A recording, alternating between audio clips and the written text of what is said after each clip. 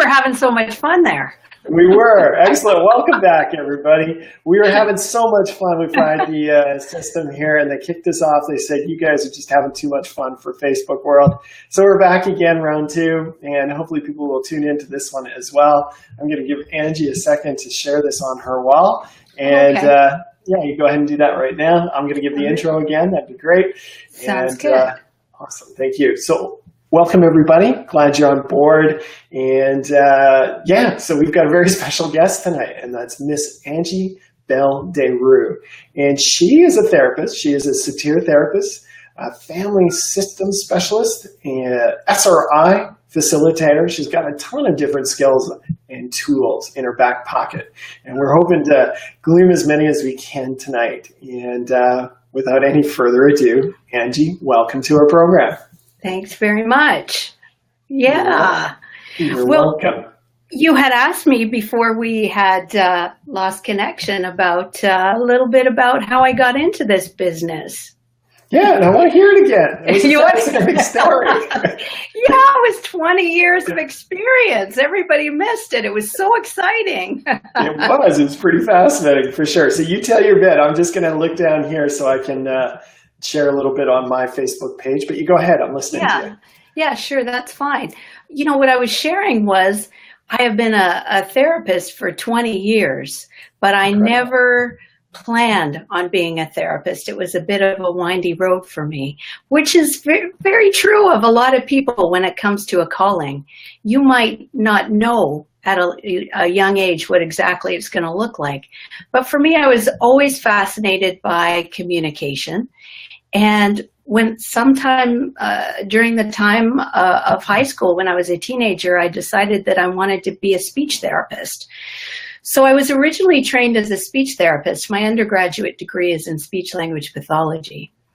And at the university that I attended, which was Brigham Young University in Provo, Utah, they had a graduate school that focused on marriage and family therapy. And I think we all know that the Mormon faith really values family. And their marriage and family therapy graduate program is one of the best. And it just so happened that when I was inputting my data as an undergraduate speech therapist about the kids and how many F's they could say properly and what the stuttering looked like and all that kind of thing, that the person next to me who was inputting their data was a graduate student of psychology in that program. And day by day, little by little, these graduate students kind of mentored me, and I would ask them about what they thought about some of the emotional blocks that the kids I was giving speech therapy to might have had. And little by little, I really became fascinated and engaged in some of the emotional things that happen behind the scenes when we get stuck in different areas in our lives.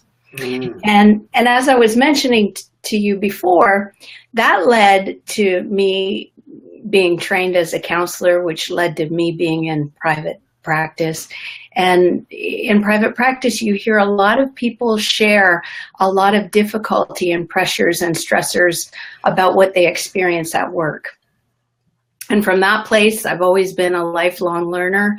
I went back to graduate school and I completed a master's degree in organizational systems renewal. How do we help big companies change? And really got into living systems theory and group theory and how people hold each other back or inspire people to go forward.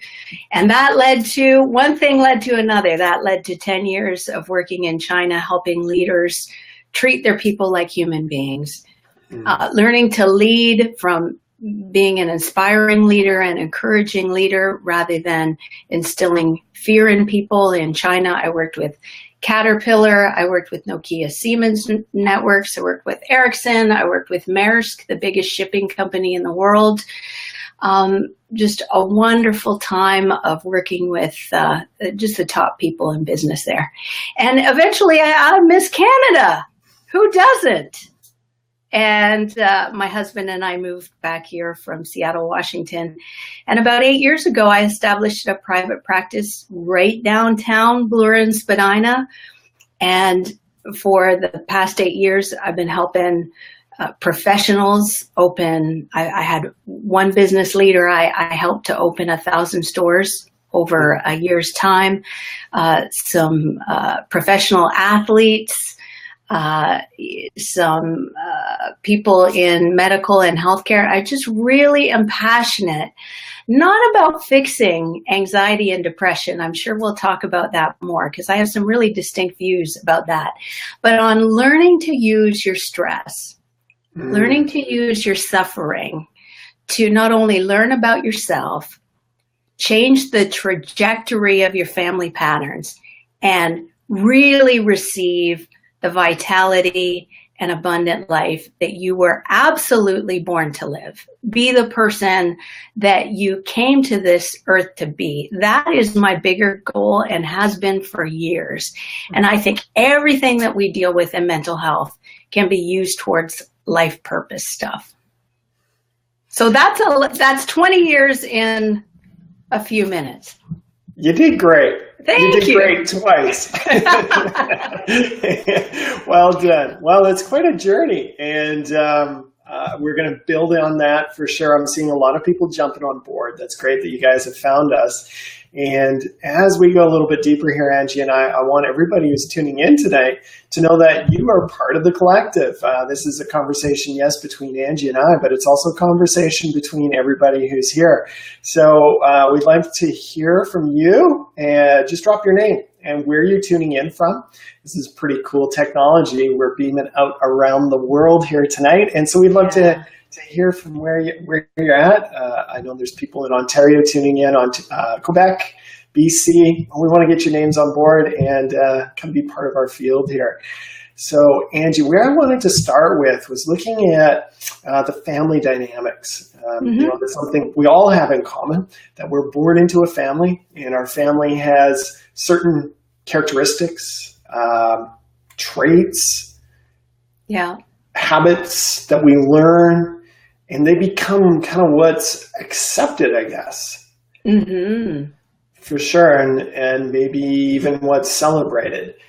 And then there's another step in the journey where people start to kind of pop their head through that and go, wait a minute, maybe there's something more to life. Could you take us through just maybe the early, kind of the initial phases of that, of us beginning to understand what our family patterns are and our family trajectories, and how that might start to emerge for people that you're working with? Yeah. You know, when people come to therapy, oftentimes they're in a lot of pain. They're in a lot of pain. They may be going through some type of transition, whether that's a death, a divorce, difficulty with their children, or maybe a disease. And what I find is that for the most part, when we're in pain, we believe that we're in pain because there's something wrong with us. Because we've done it wrong, because we're lacking something, because you know, we don't have the answer. If we knew better, we'd be doing something properly. And so for most of us, when we're in pain, we experience two levels of an experience. One is shame about being in pain, and then the second is pain. And so one of the strongest kind of tenets or beliefs about family systems that comes from family systems theory, and in particular the satir model, is that the problem isn't the problem. And you are not the problem. The problem is the way that you're coping with the problem. And we really differentiate that. And that restores dignity for people.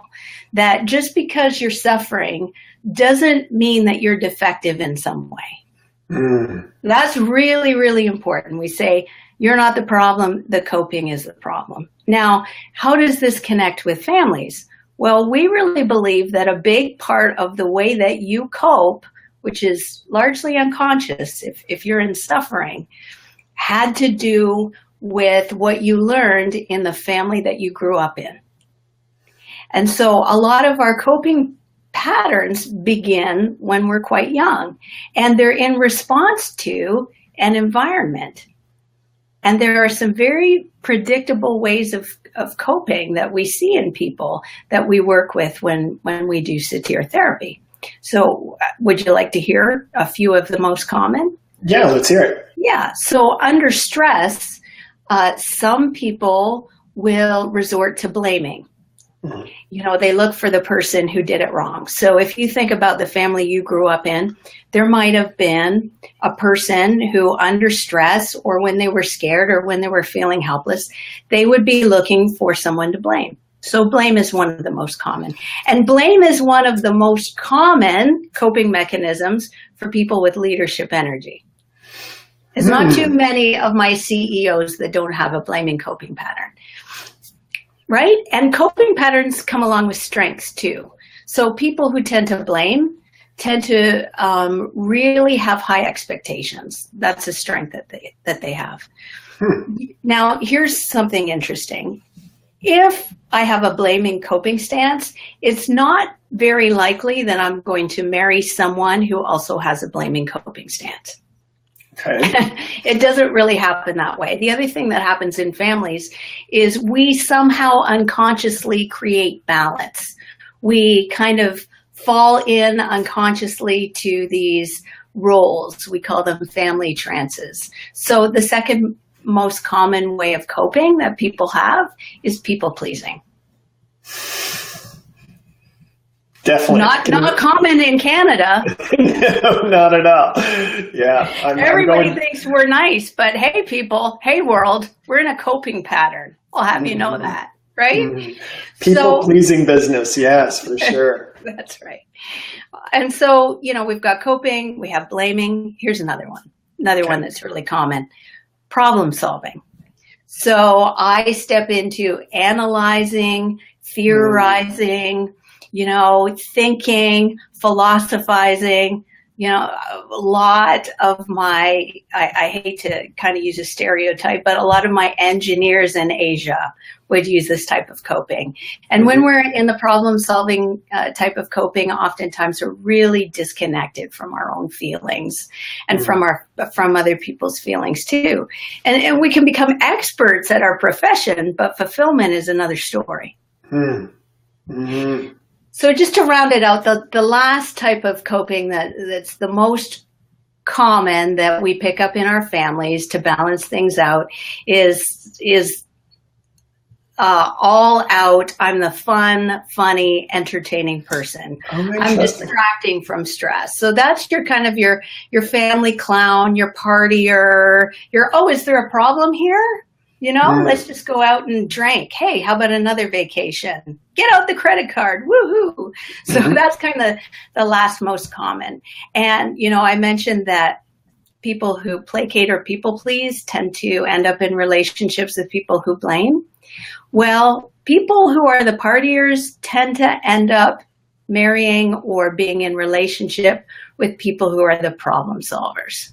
Right. They tend to balance each other out that way. Mm-hmm. Yeah. Oh, someone likes that. Steve likes that. Yeah, for sure. We're getting tons of comments on here, for sure. I'm reading, Michelle says, I love this woman. And Steve's like, yes, for sure. Hey, I want to just mention, if you guys are really liking what Angie is offering us this evening, you can share this on your Facebook wall, and you can do that right now. And this gets broadcasted live on your wall, which is pretty cool, and it helps to spread the word. This is something I think everybody needs to listen to. I'm certainly seeing myself in this. I tend towards being a blamer. And I can notice my own, I'm going to call it ego, but my own machinery. When there's a problem, I can catch it, and I'll backtrack in a moment. I'll go like, okay, who's to blame? What's to blame? And I'm like, do. And I can see my brain, and in like 30 seconds, it's assessing, looking for, and then I find it and I put my finger on it. It's fascinating to see how my machinery works.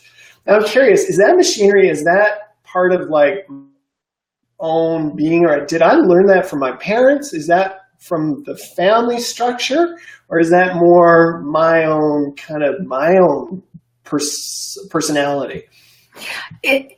Yes. So the answer is both.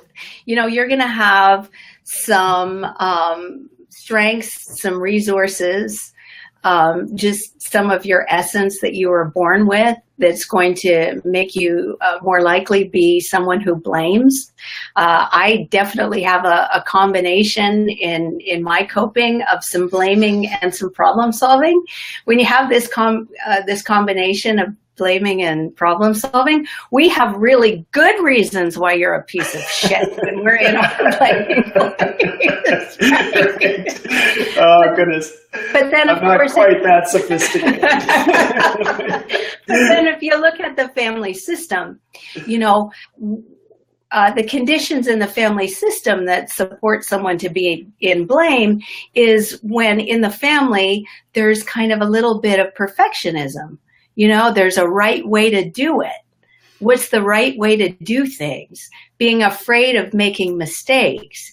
Family systems or workplaces where people don't know how to navigate disappointment and negotiate conflict tend to have more of a fundamentalist or perfectionist type of energy. And that's going to create more people with a blaming coping stance. So the answer to your question is both. Mm-hmm. Okay. Yeah. And so I'm loving that people are jumping in and being vulnerable, and they're identifying their strategies, their coping strategies. And I think for a lot of people, they might have some basics on this, so we can see our strategies. Now what? You know, now what? Now what? Well, this is the best part, you know, Okay. because then what happens is people think they're going to come to counseling and they're going to get rid of this part of them. Yes, please, just cut it out. Get rid of it. Yeah. It's driving me bonkers. Now, isn't this interesting, Norm? You said cut it out, get rid of it. Mm-hmm. And if we look at, you're a healthcare professional that really believes in not getting rid of symptoms, right? In really honoring the wisdom behind the symptoms. And in the satir model, we're the same with psychology. We really believe in honoring the energy behind the coping.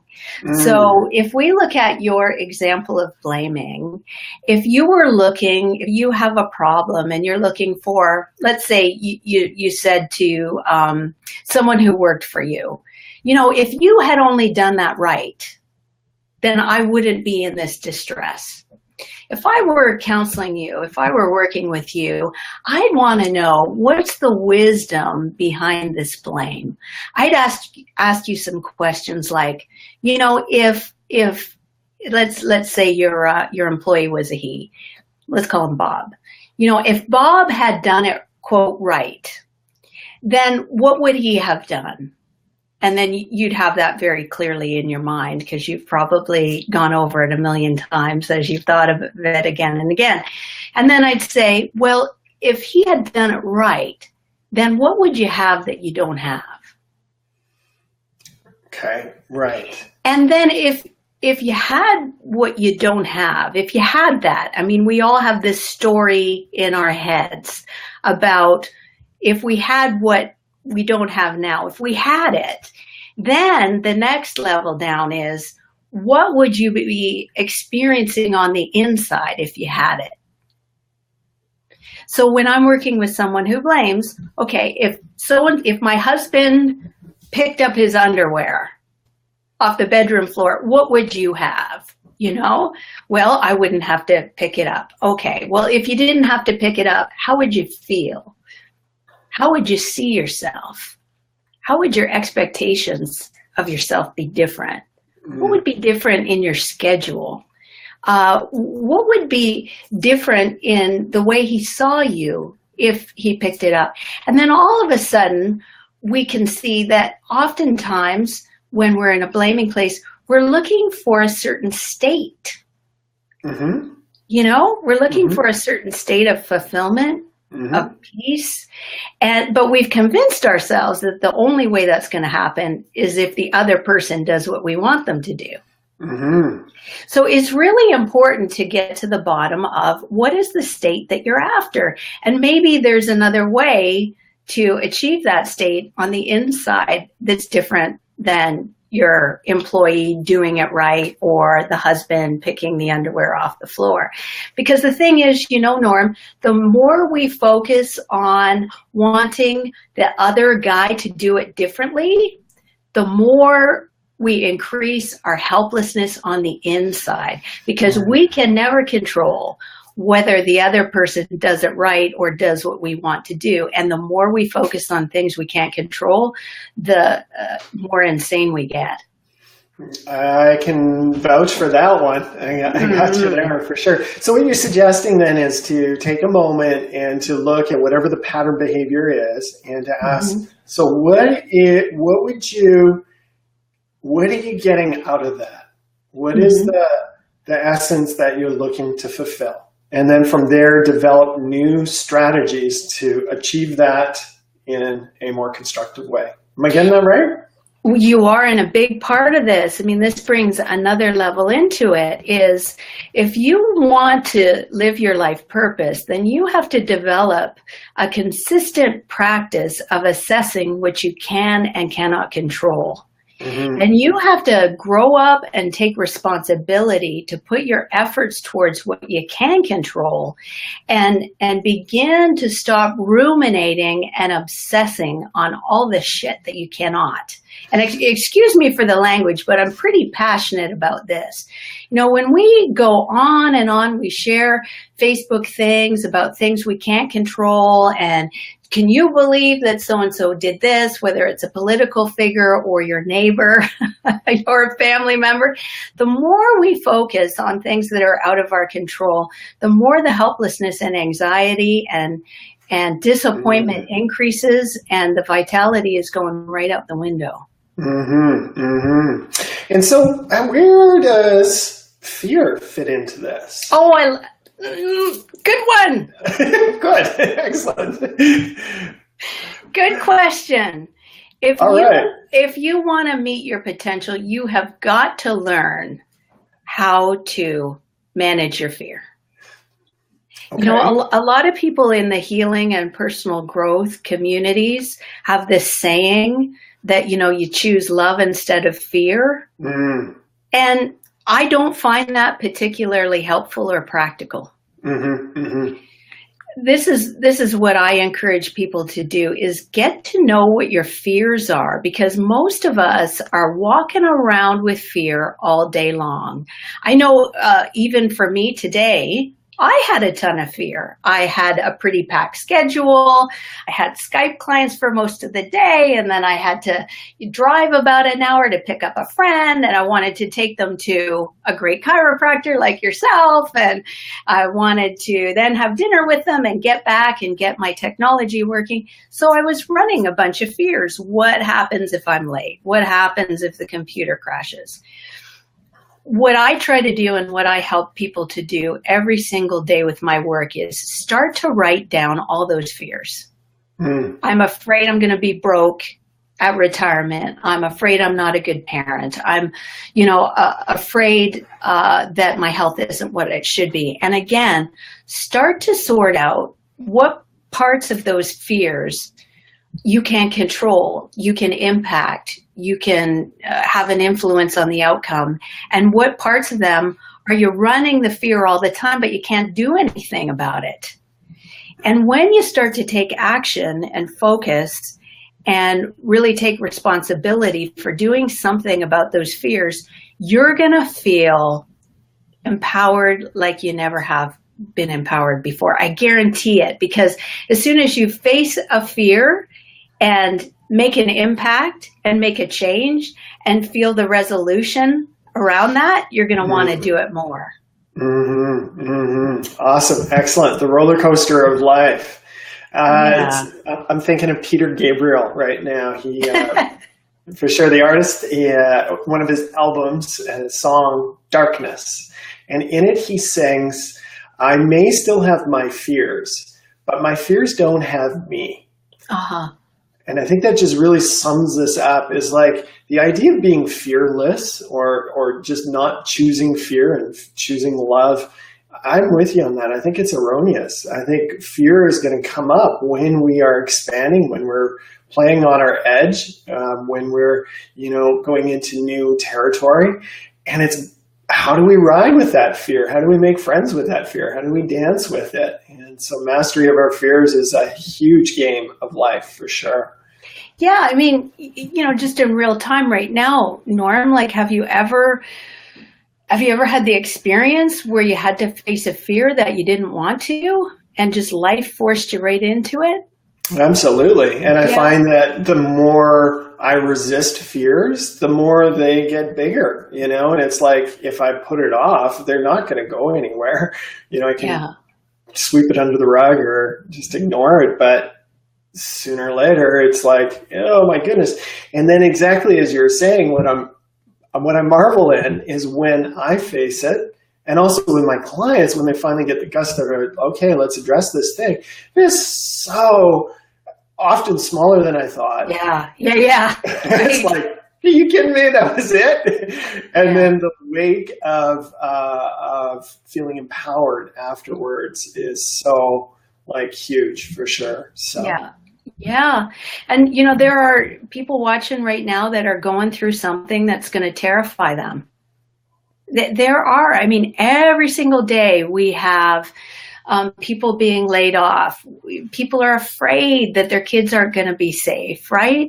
I know for me, 3 years ago when I was boarding a plane to China, it's one of those last call, all aboard kind of things on the intercom in Vancouver Airport, as a matter of fact. I got a call from my doctor. And my doctor said to me, I wanted to get a hold of you. I didn't know how long you'd be gone to Beijing, because I'm pretty sure you have cancer. And you need to come home, and you need to have a biopsy, and this is serious, and don't you dare get on that plane. And I went through this process over a couple of months. Let me say that in my family, my paternal grandmother and my father's sister and my mother had all gone through an experience of breast cancer. It was one of the biggest fears that I had.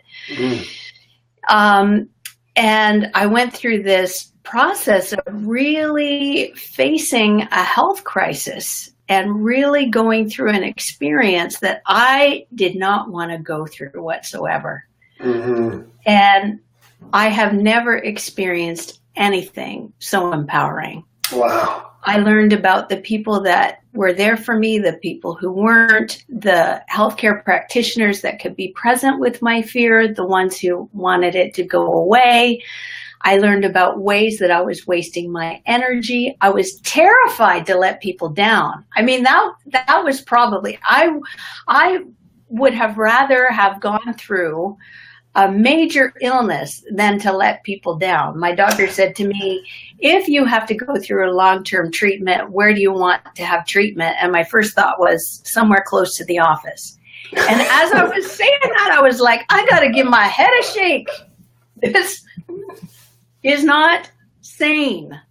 And long story short, this experience that I had really brought to my life a total transformation in not cancer, not tumors, but a total transformation in a self-sacrificing behavior that not only was entrenched in me, but this was generations of this in my family.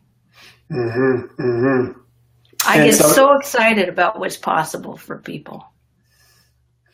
And so here's life that just threw you head first into, well, we got to look at this. Yeah. And again, this is the wisdom of fear and these uncomfortable experiences that we might not want to look at. We're not saying that these are bad or wrong or they need to be cut out. It's what's the wisdom in this? What's the opportunity? What's the lesson here? For sure. All right. Excellent.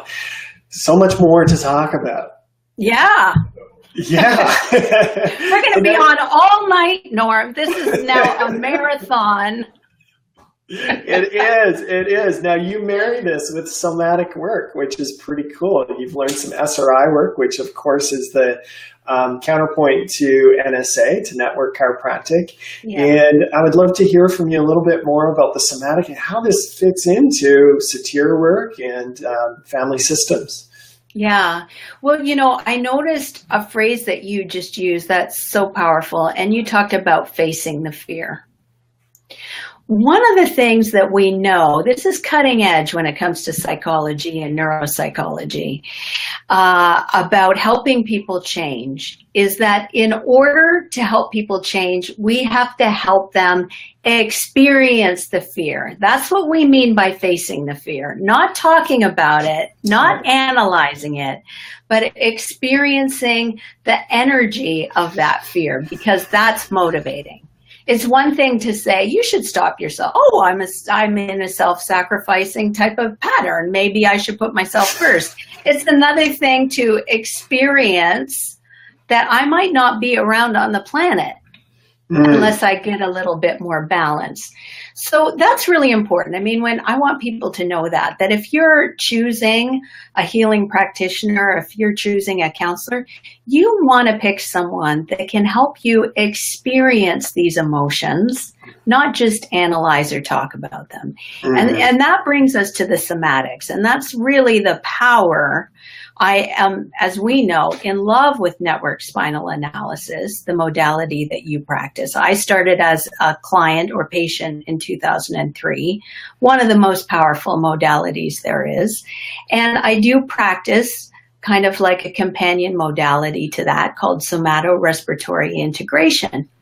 And I'm not going to go kind of into the definition of what it is. I want to talk more about the purpose of why I use it. And that is, our emotional states live in our body. So if you can imagine, maybe you're on a date and you're watching a sad movie and you don't want to cry in front of this gal the first time that you're taking her out, you're going to feel that somewhere in your body. Say you're watching a sad movie, you're going to experience a tremendous amount of tension, probably in your throat, maybe across your chest, as you hold back your tears. This is really important. People tend to think that emotions are kind of like philosophical energy. They're not. They're physiological states. Emotions either move us towards something or away from something. They might come from the past. They might be moving us towards the future or warning us about the future. They're information for us to use. And a powerful way to get connected with that is to sense your body at any moment in time. And that's the power of using a modality like SRI, where we help people experience, where is the tension? Is it in my hips? Is it in my abdomen? Is it across my chest? And just as importantly, where is the ease? Where's my body relaxed? Where's the resourcefulness? Where's the breath? Because if you're stressed out, let's say you're driving on the highway, or let's say, even better, you're a goalie playing in the hockey game tonight, go Ottawa, right? You have to find the place in your body that's relaxed and connected and focus on that. And I do work with NHL players. We do a tremendous amount of training on focusing and connecting with the part of your body that's relaxed and confident. And so when we add somatic awareness into the mix, our awareness of our emotional states increases tenfold. And we get to bypass all of the stories and ideas that the mind has about the emotions. Just going back to what I was saying before, the mind wants to say, you're sad because blah, blah, blah. I'm mad because, I'm disappointed because. Hey, drop the because, just deal with the anger. Drop the because, deal with the fear. Drop the because, deal with the disappointment, and you can be more in charge of your life. Yeah, the mind is like a circuit breaker. It disconnects us, and we get into, and then we try and figure it out and rationalize it and solve it. And when we can just feel the rawness of emotion, and it's really just energy, you know, the energy of it, and then it liberates. I had a client on the table tonight. It was quite profound, actually. He just experienced a loss in his life. and was very fresh. A teacher of his that he was very close with, she just passed away. And he came in and we had a lovely, it was largely network that we did. And he got off the table and he emoted during the session, but he said something that was very interesting afterwards. He said, I was experiencing sadness, anger, and gratitude. Mm-hmm.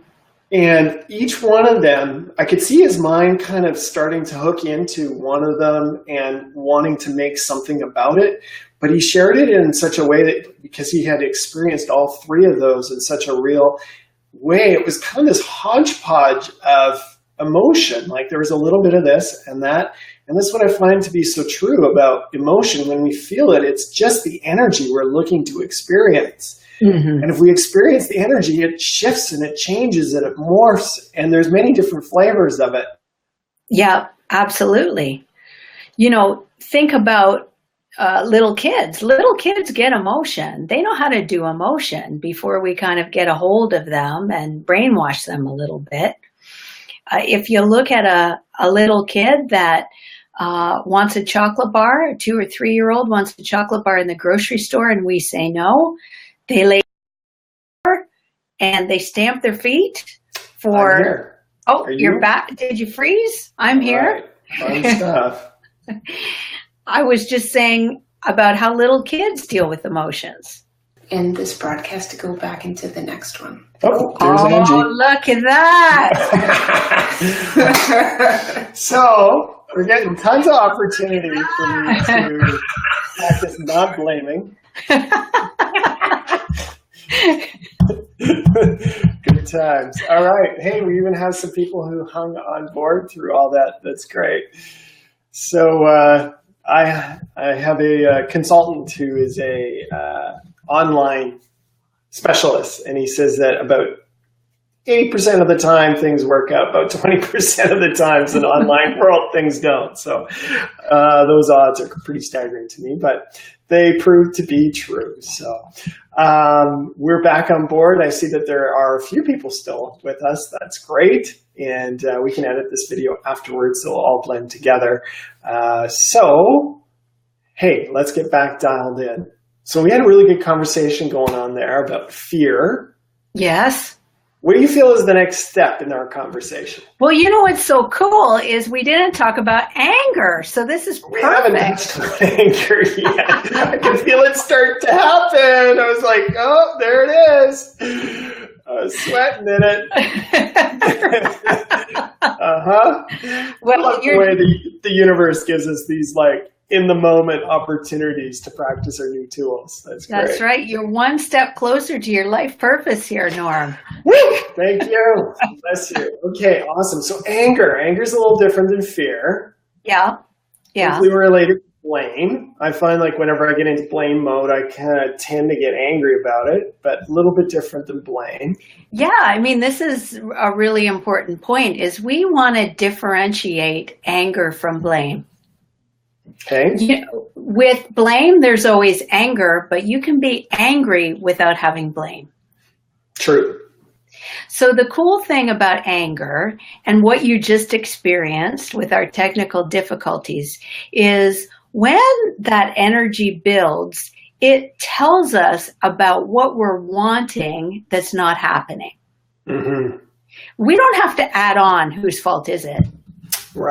Right? We can stay in that. What did I want to happen that's not happening? We can stay in anger is always connected, always to an unmet expectation. Mm-hmm. And so if we don't allow ourselves to feel the anger, then we can't explore the unmet expectation behind it. Okay. So you'll find that passionate people, and you might be one of them, mm-hmm. will have moments of anger. It's just like sparking a fire because we really want things. And I'm not talking about selfish wanting. I'm talking about wanting people to have dignity, wanting, there's a real connection to when we're not respected, we're going to feel irritated or angry or frustrated. When someone crosses a boundary or a line, that doesn't give us honor and respect and dignity. And so frustration and anger is really important in feeling, but we don't want to stop at just feeling it. We want to be curious and go, what did I want to happen that didn't? Or what is happening that doesn't fit for me? What did I really hope for? And things are going in a different direction. And then when you drill down to that, then you're in control again. Then again, we're back to what can you control and not control? What can you do towards creating the outcome that you wanted? And you just did that. You got frustrated. What's going on with the technology? And you focused on connecting again. You could have gone into whose fault is it, SOB, what about this program, blah, blah, blah. And the more we focus on whose fault is it, the further away we are from getting what we want, usually. Yeah, I got to tell you, these live Facebook conversations have been a real wonderful opportunity for me to practice this skill, like what we're speaking about, because it's like incredibly intense. I'm managing it, with another person. It's going out around the world. And the first few I had that didn't go well, the blame took over, and poor Heather Lynn, who's the people pleaser of the couple, she receives, and it wasn't her fault, but I just got so frustrated. I had to walk away from the computer. I just couldn't. I had to just focus on the conversation. Today was a little different though, so we'll do one of these, and thank you for sure. And it's intense in those moments because it's like, shit, this is not happening the way I want. What's the next step? Well, and you wouldn't get mad if you didn't care. That's the other thing that's important. Yeah. One of the questions that I ask my clients, and that we really spend some time exploring, if they don't know what their passion is, I ask them, what do they get mad about? That there's a real connection there between what's important to you and what you get fired up about. And so track that, keep track of that. And if you find that you're never getting frustrated or mad, your standards might not be high enough. You might not be stretching yourself. You might not be really going for what's important to you. So anger is a vital part in growing into your potential and in becoming the person that you are meant to become. So I'd like to explore some constructive ways of working with and utilizing anger. What you've spoken about so far has been kind of theoretical, as far as like looking at what the unmet expectation was and things of that nature, which I think is great. In the moment when like things are starting to bubble up, I don't know if I'm going to have resources to think that far. I'm wondering if you have tips or tools in the moment when things are really kind of starting to bubble. How do we work with anger? Well, what do you find, either in yourself or your clients, gets in the way of being able to ask yourself what you're really wanting? So what blocks people from that? Well, asking the question, number one, having the wisdom to ask the question. Number two, I think would be, just getting caught up with the emotion, getting caught up with the energy, and letting the emotion or the energy kind of take over. I think that would probably be the biggest thing. Do you find that most people let the anger take them over, or most people avoid feeling the anger? What do you find you see at work? Probably more would avoid feeling the anger. Yeah, I think so too. Yeah. I think most of our blocks around that, and of course that's person dependent and it's culture dependent too, but I think most of our blocks are around wanting to avoid the shame that comes up for people when they experience anger. I think that's really common. Can you say that again? I think for a lot of people, and certainly in Canadian society, I think that's part of our coping, is when we start to get frustrated or mad, we feel ashamed because we equate an angry person with a mean person, or an angry person as being a bad person or a selfish person or an insensitive person. Not true. I mean, hopefully you and I can educate people tonight. An angry person is a disappointed person who hasn't found a way to co-create or create the outcome that they want yet. Mm-hmm. That's all it means. So the first step as far as practicality is having the guts to allow yourself to feel it. Yeah, the courage to feel it, eh? Yeah. Where do you find, Norm, when you're working with people who have a hard time feeling anger, what part of their body do they get disconnected from, do you find? They often will go into their heads. That's kind of, into their mind. Disconnect would probably be from trapezius muscle, shoulders, upper thoracic region.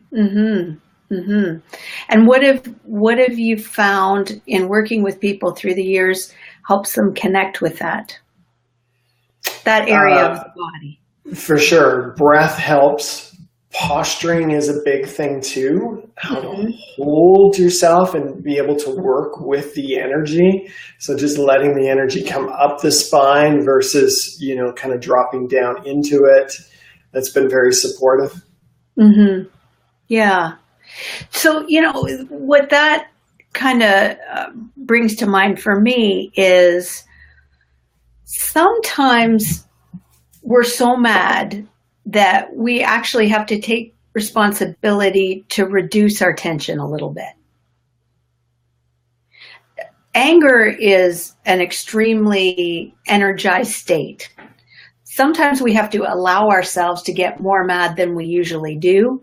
And for some of the people listening, when they're so mad, you have to learn how to reduce the tension, bring some relaxation, take a breath, use the draft folder of your email box. Right. So for everybody that's listening, just think about that a bit. When you get mad, do you try to repress it and disconnect from it, in which case we want you to open up to it and allow yourself to get a little bit more frustrated? Or if you're just a hothead all the time, in the moment, you got to learn how to take a few breaths and bring it down a little bit before you express it. I think that's important because sometimes overgeneralizations don't help people. I know for me, I have to allow myself to kind of engage with it more than I usually do. There was one of the few times that I really blew my top professionally was a real breakthrough moment for me. I had been working in China with leaders for, I think I'd been there for about 4 weeks, and business in China is not 8 hours. 10, 12, 14 hours a day. And I was on my last week of training, and I was training this group of leaders.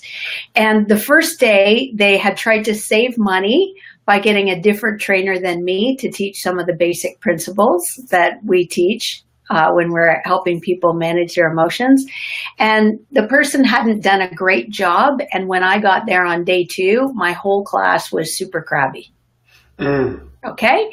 Now, within different cultures, we started out this conversation by saying that there are different ways that people cope with stress, and that in Canadian society, they're more likely we people please, than in different societies. Well, in China, it's more common to problem solve. You can imagine that. And so the more frustrated my students got, they were frustrated with the size of the room, and they were frustrated because the trainer the day before was crappy, and they were frustrated because they couldn't quite understand, and they were crappy when I showed up. So the more their anger was stirred, the more critical they got of me. It was kind of this combination of anger and blame. And so the coffee break would come, and someone would take me aside and say, you need to give 3 or 4 more examples than you usually do. And, then another coffee break would come and, you need to speak more slowly so your interpreter can keep up. Now, in the early days, I would respond to those requests. I'm talking the first year or two that I worked in China, I would respond to those requests. I would adapt. I wanted to be respectful of the culture. But as a therapist and an empath and an intuitive person, I knew that they were in their coping place. That this wasn't positive, constructive feedback. This was nitpicking because they were in a bad mood. And usually I wouldn't allow myself to get angry, but I was tired and, I was ready to make it home and have some time off. And quite frankly, I don't know if you've ever been in this place in your life. I was tired of being criticized. Mm-hmm. I was really, and I could use some swear words right now to connect with the fire. I was really tired of being criticized. And so I said to my interpreter, so I would say a sentence, interpreter says a sentence in Mandarin. I said, you tell them that unless we stop the nitpicking right now, you can take me to the airport. And I, said some things very directly. And my interpreter looked at me and said, you want me to tell them that unless they straighten out, you're going to the airport? And I said, you tell them right now. Yeah. Then unless, that they're allowed to have another 15, 20 minutes to talk about what's disappointing and what they want help with. And after that, we're focusing on learning. The nitpicking criticism time is coming to a close, or else call my driver. Angie's going to be happy as a clam on an Air Canada flight right back to Toronto. And you don't talk that directly in that country. Mm. And I never had the courage to do that before, but I was kind of sticking up for myself. Ed said it, and then I saw the jaws drop kind of around the room. And now keep in mind, I said, you're allowed to have about 15 minutes where you share your disappointment. And then what happened next, Norm, was like life-changing for me. Mm-hmm. So for them to share their disappointment publicly was, instead of behind closed doors, was a really big deal. The first person said, I'm disappointed that the room's too small. And then the second person took a deep breath and said, actually, I was kind of disappointed yesterday when everybody was complaining in the corner because I wanted to learn more about what the teacher was saying. And then the next person got up and said, well, hey, you over there, I was disappointed with you. And then they started sharing disappointments with each other. And then a man got up and said, actually, I'm disappointed. I've been disappointed all my life. My disappointment has nothing to do with the room and the teacher. He said, when my son was born, I wasn't there. I was working because I thought my client was more important than my wife in this delivery process. And tears came to his eyes. And then the next woman after that said, and she was in her 60s, she said, my husband wasn't there when my son was born. It was during the Cultural Revolution, and he was actually put in prison. And 10 minutes later, the whole class was in tears. Oh, my goodness. And we were due to finish at 5 p.m. I think we went to 8:30 or 9 that night. Completely sharing and supporting one another, sharing disappointments they never, ever talked about before. Sharing some compassion and connection. And the doorway to that was just me being right irritated. Mm-hmm.